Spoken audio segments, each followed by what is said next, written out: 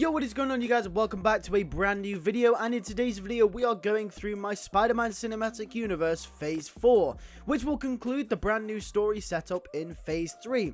If you enjoy all types of Spider-Man content, then make sure to subscribe for future videos. Also, if you'd like awesome No Way Home merch and content, links are in the description to get yours now. With that being said, let's get straight into the video. The first film in the phase won't actually be a Spider-Man film, but will continue the Silver Sable story and will be Sable and the city that never sleeps.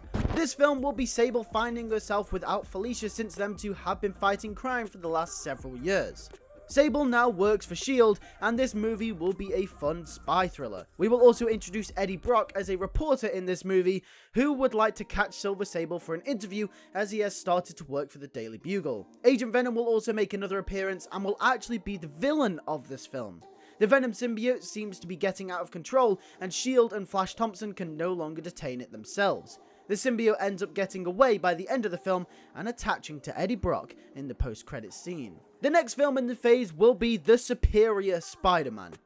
After the events of the second Clone Saga movie, the Doc Ock, as the public know, is finally dead, and we are introduced to Doc Ock as Peter Parker. This film will be fulfilling Peter's character flaw in the Clone Saga. Doc Ock will prove that Peter could live up to his potential and be better, the superior Spider-Man. Ock will completely eliminate all character flaws that Peter has. However, this massive change in personality starts to strain Peter's and MJ's relationship.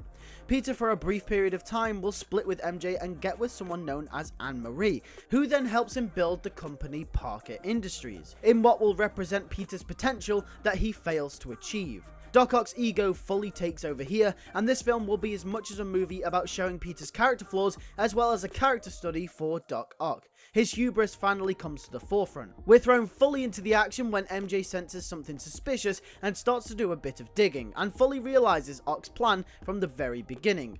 On the news, she sees that Spider-Man starts killing people, as this solidifies her findings, that this is not Peter Parker. J. Jonah Jameson is reintroduced as a main character in this film, as he becomes really successful, finally reaping the rewards about being right about Spider-Man all this time. We also see Peter get new upgraded high-tech suits like the big time suit, stealth suit, etc, but MJ wants her Peter back, the one that she has grew to love.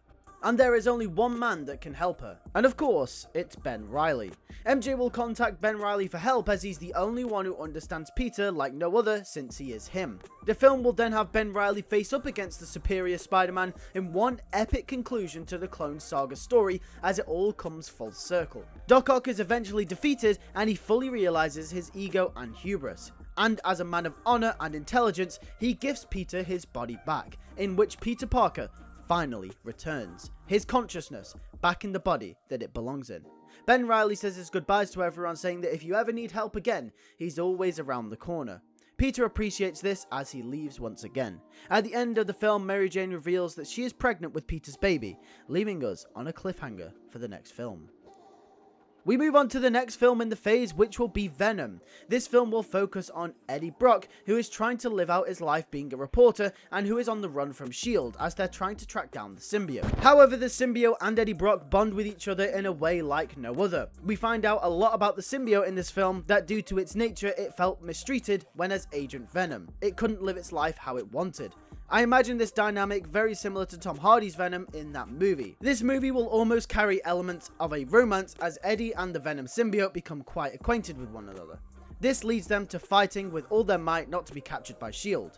The film ends with Venom hiding in New York when something starts to happen. The symbiote spawns another, a devilish red color. And that's when we move on to the next Spider-Man movie of the fourth trilogy, and that's Spider-Man Maximum Venom, which will see Peter Parker back in his body for good. This film will be all about repairing Peter's and MJ's relationship, whilst dealing with the revelation that MJ is pregnant. We now fall into a period in Peter's life where he starts to feel like being Spider-Man will affect the fatherhood of his soon-to-be child. The question that will ponder Peter in this film, and the overall theme, will be, can he do this forever? What is the limit? Cletus Cassidy will be introduced in this film as a mass serial killer and will eventually become Carnage. There is no motivation other than destruction. This will be the Joker of this universe. Pure chaos will ensue. And this will be the film where Peter meets Eddie Brock, who now dons the Venom symbiote as an anti-hero. Someone that kills and feasts off people but does it for the greater good. Peter won't be fond of Eddie at first, as he's had bad experiences with the symbiote before, but Peter will learn throughout the film to accept Venom. Eddie and Peter will have to team up to defeat Carnage as he's too powerful. Cletus wants to torment Spider-Man as he knows he can't get to him.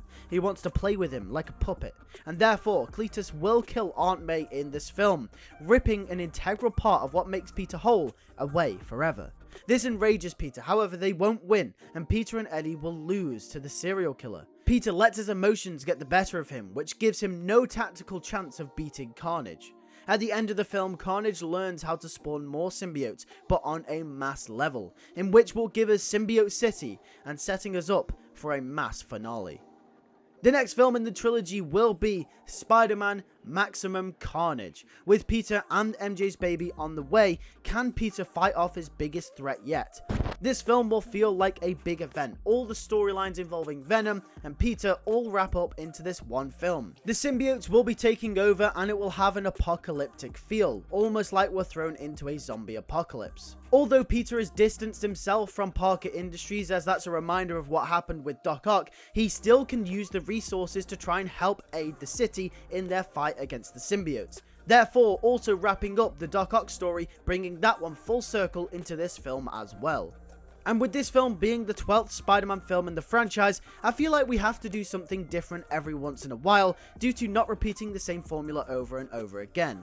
This film will be an event film, similar to Avengers Infinity War, in a sense that it will feel like there is a world-ending stake. New York is now encompassed with symbiotes and it's infecting people on a mass level, with Carnage at the center of everything.